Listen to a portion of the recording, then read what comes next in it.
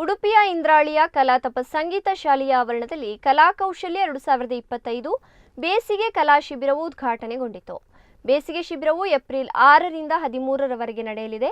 ಮಣಿಪಾಲದ ಮಾಹಿಯಾ Gandhian ತತ್ವಶಾಸ್ತ್ರ ಕಲೆ ಮತ್ತು ವಿಜ್ಞಾನ ಕೇಂದ್ರದ ನಿರ್ದೇಶಕ ಪ್ರೊಫೆಸರ್ ಡಾಕ್ಟರ್ ವರದೇಶ್ ಹಿರೇಗಂಗೆ ಅವರು ಉದ್ಘಾಟನಾ ಸಮಾರಂಭದ ಅಧ್ಯಕ್ಷತೆಯನ್ನು ವಹಿಸಿದರು. ಈ ಬಳಿಕ ಮಾತನಾಡಿದ ಅವರು, ವಿದ್ಯಾರ್ಥಿಗಳು ತಮ್ಮ ಶೈಕ್ಷಣಿಕ ಜೀವನದಲ್ಲಿ ಇಂತಹ ಶಿಬಿರಗಳ ಸದುಪಯೋಗವನ್ನು ಪಡೆದುಕೊಳ್ಳಬೇಕು. ಇದು ಒಂದು ವಿಶಿಷ್ಟ ಬೇಸಿಗೆ ಶಿಬಿರವಾಗಿದ್ದು, ಬೇಸಿಗೆ ಶಿಬಿರವನ್ನು ಮನೆಯ ವಾತಾವರಣದಲ್ಲಿ ನಡೆಸುವುದನ್ನು ನಾನು ನೋಡ್ತಾ ಇರೋದು ಇದೇ ಮೊದಲ ಬಾರಿ ಎಂದರು. ಕಾರ್ಯಕ್ರಮವನ್ನು ಮನೋವೈದ್ಯ ಮತ್ತು ಲೇಖಕ ಡಾಕ್ಟರ್ ವಿರೂಪಾಕ್ಷ ದೇವರಮನೆ ಉದ್ಘಾಟಿಸಿದರು. ಉಡುಪಿ ಜಿಲ್ಲೆಯ ಕನ್ನಡ ಮತ್ತು ಸಂಸ್ಕೃತಿ ಇಲಾಖೆಯ ಉಪನಿರ್ದೇಶಕಿ ಪೂರ್ಣಿಮಾ ಅವರು ಮುಖ್ಯ ಅತಿಥಿಯಾಗಿ ಭಾಗವಹಿಸಿದರು.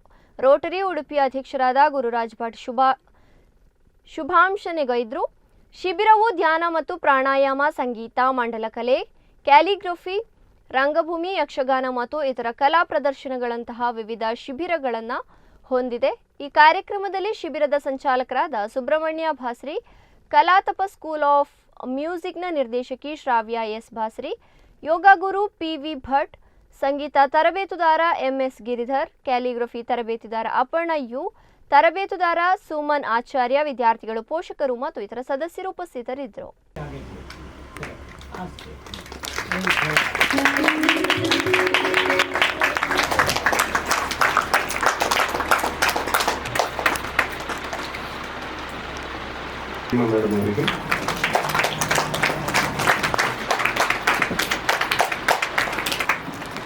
ಇದು ಶಾಲೆಯ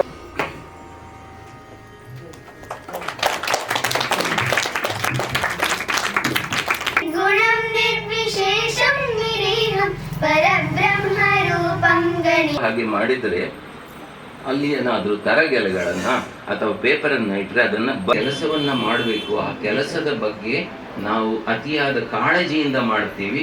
ಆ ಶಿಬಿರಾರ್ಥಿಗಳಲ್ಲಿ ಹಂಚಿಕೊಳ್ಳಿಕ್ಕೆ ಇಷ್ಟಪಡ್ತಿದ್ದೇನೆ. ಕೆಲವು ದಿನಗಳ ಇತ್ತೀಚೆಗೆ ನಾನೊಂದು ಗಮನಿಸ್ತಾ ಬಂದಿದ್ದೆ.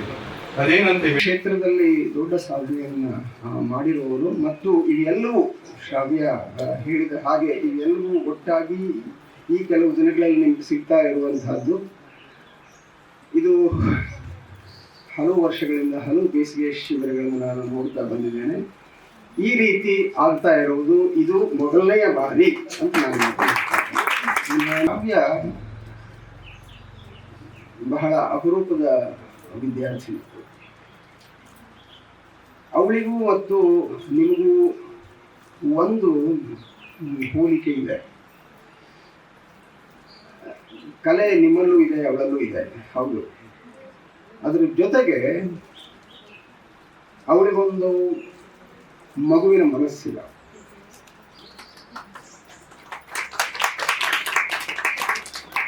ಅವಳಿಗೊಂದು ಮಗುವಿನ ಮನಸ್ಸಿದೆ.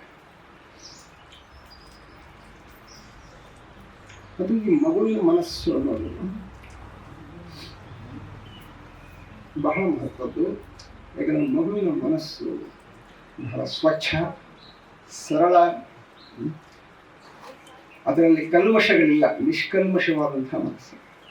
ಈ ಒಟ್ಟು ಶಿಕ್ಷಣ ಕ್ಷೇತ್ರದಲ್ಲಿ ಇದ್ದೇವೋ ಅದು ನಾವು ಯೋಚನೆ ಮಾಡಬೇಕಾದಂಥದ್ದು ಏನಂತಂದರೆ, ನಮ್ಮ ಶಿಕ್ಷಣವೂ ಕೂಡ ಅದೊಂದು ಶಿಕ್ಷೆಯಾಗದೆ, should not become a punishment. ಎಷ್ಟೋ ಜನ ಶಾಲೆಗೆ ಹೋಗೋದು ಅಂತಂದರೆ ಬಹಳ ಬೇಜಾರು ಪಟ್ಕೊಳ್ಳುವಂಥದ್ದು. ಅಥವಾ ಶಾಲೆ ಅಂತಂದ್ರೆ ಒಂದು ರೀತಿ ಜೈಲಿದ್ದ ಹಾಗೆ.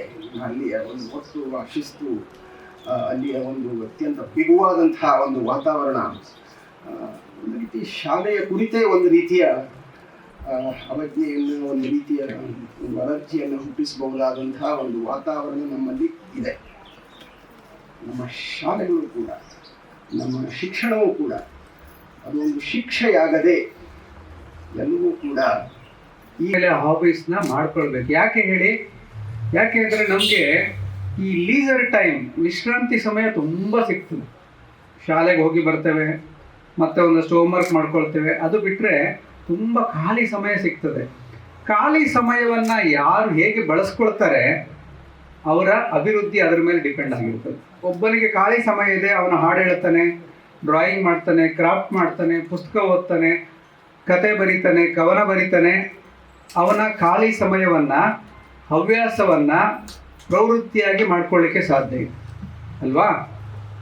ಅದೇ ಖಾಲಿ ಸಮಯ ಇನ್ನೊಬ್ಬ ಬೋರ್ ಆಗ್ತದೆ ಅಂಥೇಳಿ ಹೊರಗೆ ತಿರುಗ್ಲಿಕ್ಕೆ ಹೋಗ್ತಾನೆ, ಹರಟೆ ಹೊಡಿಲಿಕ್ಕೆ ಹೋಗ್ತಾನೆ, ನಿಧಾನಕ್ಕೆ ಆ ಹರಟೆಯ ಸ್ನೇಹಿತರ ಜೊತೆಗೆ ದುಶ್ಚಟಗಳಿಗೆ ದಾಸನಾಗ್ತಾನೆ, ತಂಬಾಕು ಅಭ್ಯಾಸ ಮಾಡ್ಕೊಳ್ತಾನೆ, ಕುಡಿತ ಅಭ್ಯಾಸ ಮಾಡ್ಕೊಳ್ತಾನೆ, ಜೂಜಾಟಕ್ಕೆ ಹೋಗ್ತಾನೆ, ಗ್ಯಾಂಬ್ಲಿಂಗಿಗೆ ಹೋಗ್ತಾನೆ. ಹೇಗೆ ಶುರುವಾಯ್ತು ಇದು ದುಶ್ಚಟಗಳು? ಎಲ್ಲ ಮಕ್ಕಳು ಒಳ್ಳೆಯವರೇ ಅಲ್ವಾ? ಆರಂಭದಲ್ಲಿ ಎಲ್ಲರೂ ಒಳ್ಳೆಯವರೇ. ಹೇಗೆ ಆ ಒಳ್ಳೆ ಮಕ್ಕಳು ಕೆಟ್ಟ ಸ್ನೇಹಿತರ ಸಹವಾಸ ಮಾಡಲಿಕ್ಕೆ ಪ್ರಾರಂಭ ಮಾಡ್ತಾರೆ? ಯಾಕೆ ಅಂದರೆ ಅವರು ಯಾರಲ್ಲೂ ಒಳ್ಳೆಯ ಹವ್ಯಾಸಗಳಿರಲಿಲ್ಲ.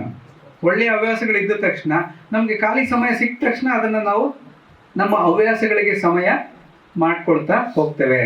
ಆ ಹವ್ಯಾಸಗಳು ಕಲೀಲಿಕ್ಕೆ ಬಾಲ್ಯ, ಈ ಚೈಲ್ಡ್ಹುಡ್ಡು ತುಂಬ ಪ್ರಮುಖವಾದಂಥ ಸಮಯ. ಭರತನಾಟ್ಯ ಕಲ್ತಿದ್ದೀರಾ, ನೀವೊಂದು IT ಕಂಪನಿಯಲ್ಲಿ ಕೆಲಸ ಮಾಡ್ತಾ ಇದ್ದೀರಾ, ಅಲ್ಲಿ 1000 ಜನ ಎಂಪ್ಲಾಯೀಸ್ ಇದ್ದಾರೆ. ಆದರೆ ನಿಮ್ಮ ಹೆಸರು ಇಡೀ 1000 ಜನರಲ್ಲಿ ಎಲ್ಲರಿಗಿಂತ ಹೆಚ್ಚು ಮೊದಲು ಗೊತ್ತಿರುತ್ತೆ. ಯಾಕೆ? ಯಾವುದಾದ್ರು ಒಂದು ಕಾರ್ಯಕ್ರಮದಲ್ಲಿ ನಿಮ್ಮ ಭರತನಾಟ್ಯ ಇದ್ದೇ ಇರ್ತದೆ ಅಲ್ವಾ? ಆವಾಗ ನಿಮ್ಮ ಹೆಸರು ಇಡೀ ಸಂಸ್ಥೆಯಲ್ಲಿ ಎಲ್ರಿಗೂ ಗೊತ್ತಿರುತ್ತೆ, ಉಳಿದ 1000 ಜನರ ಹೆಸರು ಯಾರಿಗೂ ಗೊತ್ತಿರೋದಿಲ್ಲ. ಅದು ಯಾಕೆ ಬಂತು? ನಿಮ್ಮ ಹೆಸರು ಎಲ್ಲರಿಗೆ ಹೇಗೆ ಗೊತ್ತಾಯಿತು? ಯಾಕಂದರೆ ನಿಮ್ಮಲ್ಲಿ ಇರುವ ಕಲೆಯಿಂದಾಗಿ ಗೊತ್ತಾಯಿತು. ನೀವೊಂದು ಏನೋ ಕವನ ಬರೆದು ನೋಟಿಸ್ ಬೋರ್ಡಲ್ಲಿ ಹಾಕ್ತೀರಾ, ಓ ಯಾರು ಬರೆದದ್ದು ಇದು ಕವನ ಅಂತೇಳಿ ಎಲ್ರಿಗೂ ಗೊತ್ತಾಗುತ್ತೆ. ಇಡೀ ಸ್ಕೂಲ್ಗೆ ನಿಮ್ಮ ಕವನದ ಪರಿಚಯ ಆಗ್ತದೆ. ಈವನ್ ನಮಗೇನೋ ಬದುಕಲ್ಲಿ ಕಷ್ಟಗಳು ಎದುರಾದರೂ ಕೂಡ ಆ ದುಃಖವನ್ನು ನಾವು ಕಲೆ ಅಂದರೆ ಡ್ರಾಯಿಂಗ್ ಮೂಲಕ ಹೊರ ಹಾಕ್ಬೋದು. ನಮ್ಗಾಗಿ ಮೊದಲಿಗೆ ನಾನು ನಿಮ್ಮ ಹೆತ್ತವರಿಗೆ ಮತ್ತು ನಿಮಗೆ ಈ ಒಂದು ಶಿಬಿರಕ್ಕೆ ನೀವು ಸೇರುವುದಕ್ಕೆ ನಿಮಗೆ ಅಭಿನಂದನೆಗಳನ್ನು ತಿಳಿಸಬಯಸ್ತೇನೆ. ಅಭಿನಂದನೆ ಯಾಕೆ ಹೇಳ್ತಾ ಇದ್ದೇನೆ ಅಂದರೆ, ಇತ್ತೀಚಿನ ಕೆಲವು ವರ್ಷಗಳಲ್ಲಿ ಅಲ್ಲಲ್ಲಿ ಬಹಳಷ್ಟು ಇಂತಹ ಶಿಬಿರಗಳು ಆಗ್ತಾ ಇರ್ತದೆ. ನೀವು ನೋಡಿರ್ಬೋದು, ತುಂಬ ಶಿಬಿರಗಳು ಆಗ್ತಾ ಇರ್ತದೆ. ಉತ್ತಮ ಕೆಲಸ. ಯಾಕಂದರೆ ನಾವೆಲ್ಲ ಮೊದಲು ಚಿಕ್ಕವರಿದ್ದಾಗ ರಜೆ ಬಂತು ಅಂದರೆ ಅಜ್ಜಿ ಮನೆಗೆ, ಅಜ್ಜನ ಮನೆಗೆ ಹಾಗೆಲ್ಲ ಹೋಗಿ ಇರುವಂಥದ್ದಿತ್ತು. ಇವತ್ತೇನಾಗಿದೆ ಅಂದರೆ, ಆವಾಗ ಮನೆಯಲ್ಲೆಲ್ಲ ಜನ ಕೂಡ ಜಾಸ್ತಿ ಇರ್ತಾ ಇದ್ರು. ಈಗ ಹಾಗಲ್ಲ, ಚಿಕ್ಕ ಚಿಕ್ಕ ಕುಟುಂಬಗಳು, ತಂದೆ ತಾಯಿಗಳು ಕೆಲಸಕ್ಕೆ ಹೋಗ್ತಾ ಇರ್ತಾರೆ, ಮಕ್ಕಳಿಗೆ ರಜಾ ಸಮಯದಲ್ಲಿ ಎಂತ ಮಾಡುವಂಥದ್ದು ಅಂತ ಹೇಳ್ಕೊಂಡು ಇಂಥ ಶಿಬಿರಗಳಿಗೆ ಹಾಕ್ತಾರೆ. ಉತ್ತಮವಾದಂತಹ ಕಲಿಕೆಗಳನ್ನ ಇಲ್ಲಿ ಬೇರೆ ಬೇರೆ ಇದರಲ್ಲಿ ಕಲಿಸ್ತಾರೆ. ಶ್ರಾವ್ಯ ನಾನು ತುಂಬಾ ವರ್ಷದಿಂದ ನೋಡ್ತಾ ಇದ್ದೇನೆ. ಯಾಕಂದ್ರೆ ಆಕೆಯ ಮನೆ ತಂದೆ ತಾಯಿ ಆಗಿರ್ಬೋದು, ಅವರ ಅಜ್ಜ ಅಜ್ಜಿ ಅವರೆಲ್ಲರೂ ಕೂಡ ಒಂದು ಕಲಾ ಇದರಿಂದ ಬಂದವರು. ಅವರ ಅಜ್ಜ ವಾಸುದೇವ್ ಭಟ್ ಅವರು ಒಳ್ಳೆಯ ಸಂಗೀತಗಾರರು. ಅಮ್ಮ ಇದ್ದಾರೆ ಇಲ್ಲೇ, ಒಳ್ಳೆಯ ಸಂಗೀತಗಾರರು ಅವರು. ಅದಕ್ಕಿಂತ ಜಾಸ್ತಿಯಾಗಿ ಬಹಳ ಒಂದು ಒಳ್ಳೆಯ ನೇಚರ್, ಹಿರಿಯರ ಜೊತೆಗೆ ಕಿರಿಯರ ಜೊತೆಗೆ ಬಹಳಷ್ಟು ಉತ್ತಮವಾಗಿ ಬೆರೆಯುವಂತ ವ್ಯಕ್ತಿ. ಇವತ್ತು ಕೂಡ ಅವರನ್ನು ತುಂಬಾ ಮಂದಿ ಸಂಗೀತಗಾರರು ಎಲ್ಲರೂ ಅವರನ್ನು ನೆನಪಿಸಿಕೊಳ್ತಾರೆ. ಯಾಕಂದ್ರೆ ನಾವು ಗತಿಸಿ ಹೋದ ಮೇಲೆ ಕೂಡ ನಮ್ಮನ್ನು ನೆನಪಿಸಿಕೊಳ್ಳುವಂಥದ್ದು ನಮ್ಮ ಕೆಲಸ ಆಗಿರ್ತದೆ. ನಾವು ಏನು ಮಾಡಿರ್ತೇವಲ್ಲ ಅದನ್ನ ಇದು ಮಾಡಿಕೊಂಡು ನಮ್ಮನ್ನು ನೆನಪಿಸ್ಕೊಳ್ತಾರೆ. ಹಾಗೆ ಶ್ರಾವ್ಯನಿಗೆ ಮನೆಯಿಂದ, ಅವರ ತಂದೆ ತಾಯಿಯಿಂದ, ಅಜ್ಜ ಅಜ್ಜಿಯಿಂದ ಒಳ್ಳೆಯ ಸಂಸ್ಕಾರ ಸಿಕ್ಕಿದೆ. ಇವತ್ತು ಒಳ್ಳೆಯ ಗುರುಗಳು ಎಲ್ಲ ನಿಮ್ಗೆ ಇದ್ದಾರೆ.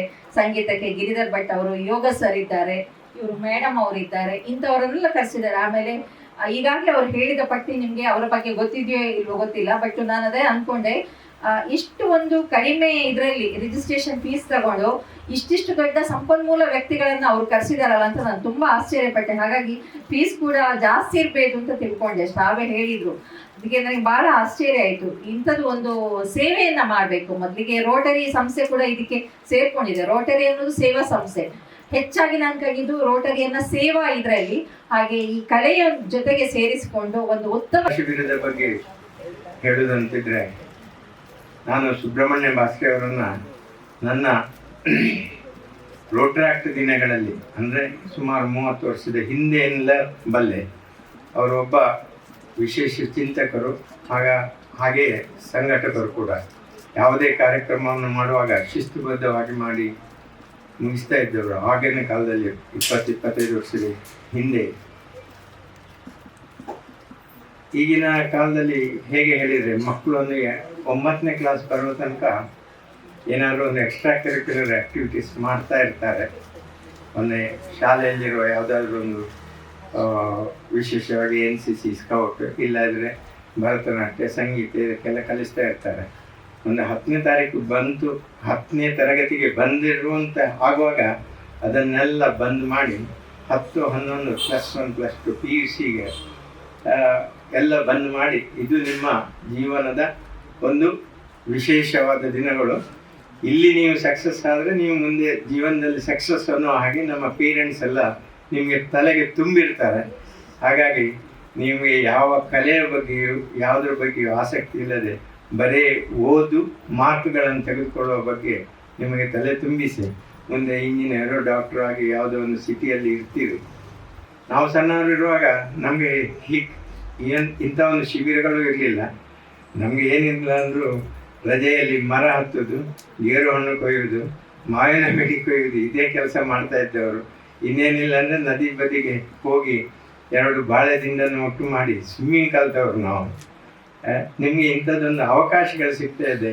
ಈ ಅವಕಾಶಗಳನ್ನು ಒಳ್ಳೆ ಸದುಪಯೋಗ ಪಡಿಸ್ಕೊಳ್ಬೇಕು.